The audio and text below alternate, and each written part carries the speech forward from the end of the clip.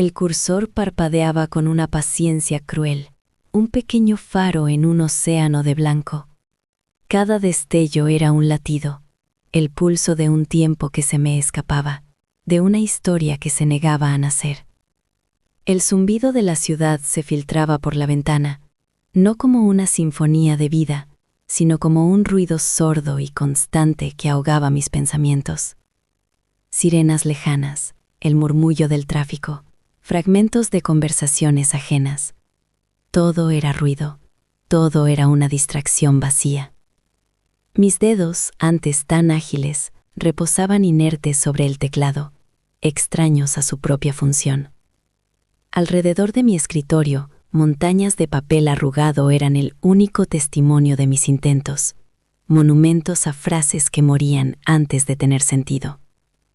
Cada bola de papel era una promesa rota, un fantasma de lo que pude haber escrito. El eco de mi último éxito era ya un murmullo lejano, una burla que me recordaba al escritor que una vez fui y que ya no encontraba en el espejo. Las palabras se habían ido, y con ellas una parte de mí, dejando un vacío que el ruido del mundo no podía llenar.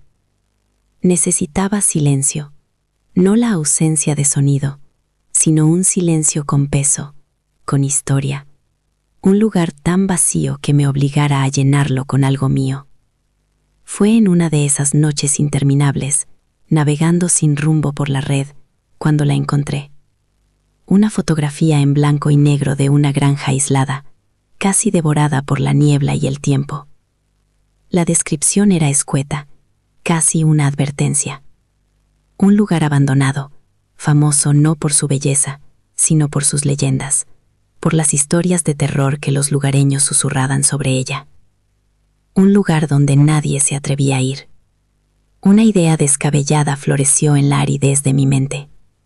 Quizá para encontrar mi voz, necesitaba ir al lugar más silencioso de todos. Quizá para vencer a mis demonios, necesitaba enfrentarme a los de otros. Y en la quietud de la madrugada, mientras la ciudad seguía con su estruendo indiferente, tomé una decisión. Iría en busca de ese silencio, aunque tuviera que enfrentarme a los fantasmas que, según decían, lo habitaban. Los días se fundían en una misma quietud polvorienta. El silencio que tanto había anhelado se convirtió en un lienzo en blanco demasiado grande, un vacío que reflejaba el mío propio. El crujido de la madera vieja, el silbido del viento a través de las grietas, no eran susurros de fantasmas, sino recordatorios constantes de mi fracaso. Caminaba por las habitaciones vacías, tocando los marcos de las puertas y los restos de muebles, como si esperara que me contaran un secreto, pero las paredes callaban. La granja guardaba sus leyendas con un celo pétreo, y yo seguía tan perdido como en el estruendo de la ciudad. El miedo no llegaba, y la inspiración tampoco. Fue una noche de tormenta cuando todo cambió. El cielo se rompió en un diluvio furioso, y el viento aullaba contra la casa como una bestia enjaulada. La electricidad, precaria desde mi llegada, se cortó, sumergiéndome en una oscuridad casi absoluta, rota solo por el parpadeo violento de los relámpagos.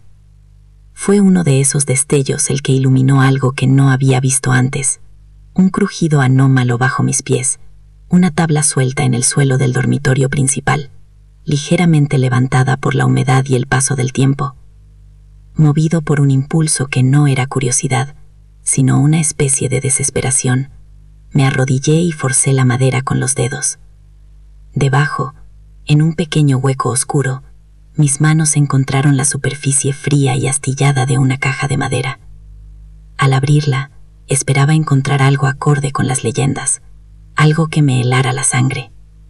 Pero no había huesos ni objetos macabros. Lo que encontré fue vida. Un fajo de cartas atadas con una cinta de seda que el tiempo había vuelto pálida. El dibujo infantil de un sol sonriente sobre la silueta de la granja. Un pequeño pájaro de madera, tallado con una torpeza conmovedora. Y al fondo, una fotografía. Una familia de ojos cansados pero indomables, posando frente a la misma puerta por la que yo había entrado.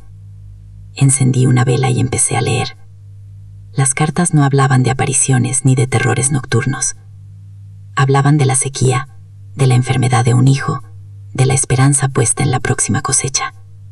Hablaban del amor terco que se negaba a morir entre las grietas de la adversidad, de los pequeños triunfos, de la belleza de un amanecer después de una noche de helada. Los fantasmas de esta granja no eran almas en pena, sino el eco de la resiliencia, el espectro de sueños rotos y la fuerza inquebrantable de quienes lucharon por ellos hasta el final. Miré la pantalla de mi portátil, oscura y sin vida. El cursor parpadeante, que antes era un verdugo, ahora me pareció una llamada. De repente lo entendí. Mi bloqueo no era una falta de palabras, sino una búsqueda en el lugar equivocado. No tenía que inventar una historia. Tenía que escuchar la que ya estaba aquí, latiendo bajo el polvo y el olvido, esperando a que alguien la contara. Mis dedos, por primera vez en meses, se movieron con un propósito. No para contar mi historia, sino la suya. Y en el silencio de la granja, roto solo por la tormenta que amainaba, tecleé la primera palabra, un nombre que no era el mío. Las palabras fluían como un río liberado de su presa. Cada día nacía con la promesa de una nueva página, de un nuevo fragmento de vida rescatado del olvido. El sol que se colaba por las ventanas polvorientas ya no era un intruso, sino un cómplice que iluminaba el teclado y las viejas cartas esparcidas sobre la mesa. Comía sin apenas darme cuenta, dormía en ráfagas cortas e intensas, despertando con frases enteras formándose en mi cabeza, con la voz de aquella madre, el tesón de aquel padre. Sus vidas se habían entrelazado con la mía, su lucha se había convertido en mi motor. Ya no era un escritor buscando una historia, era un cronista, un guardián de la memoria. Durante el día, cuando el sol estaba en su cenit, dejaba el portátil y recorría la tierra que ellos habían trabajado. Buscaba el viejo roble que mencionaban en una carta, el lugar junto al arroyo seco, donde la hija pequeña había perdido su pájaro de madera. Encontré los restos de un huerto, ahogado por la maleza, y con mis propias manos arranqué las malas hierbas, removí la tierra, como si al hacerlo pudiera aliviar una parte de su esfuerzo, honrar su sudor. Limpié los cristales de la ventana de la cocina, para que la luz entrara como ellos la habían visto. Reparé el peldaño roto de la entrada, un pequeño acto de restitución contra el abandono del tiempo. La granja dejó de ser un escenario para convertirse en un santuario.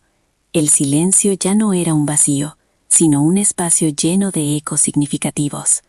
El viento no aullaba, susurraba nombres. El crujido de la madera no era un lamento, sino el recuerdo de pasos que una vez llenaron esas estancias de vida. Estaba transformando su historia, y sin darme cuenta, ellos estaban transformando la mía.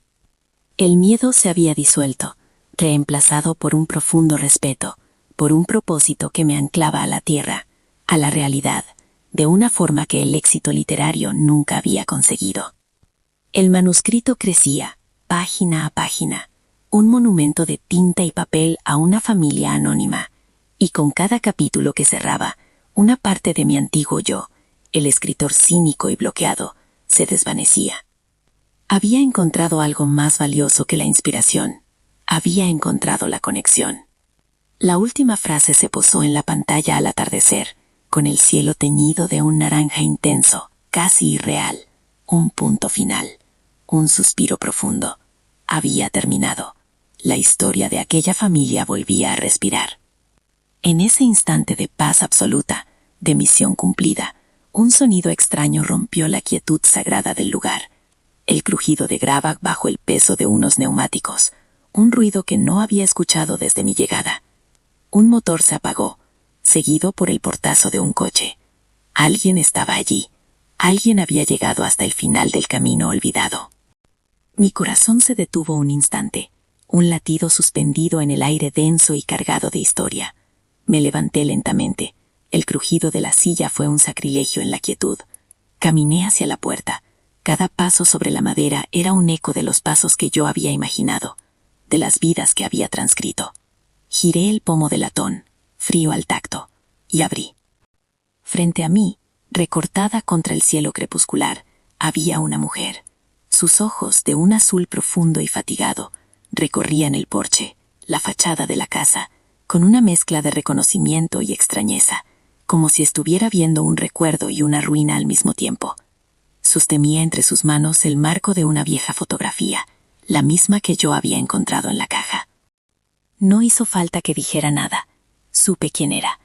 En sus facciones se adivinaba el rastro de la mujer de las cartas, la misma determinación grabada en el ADN del tiempo.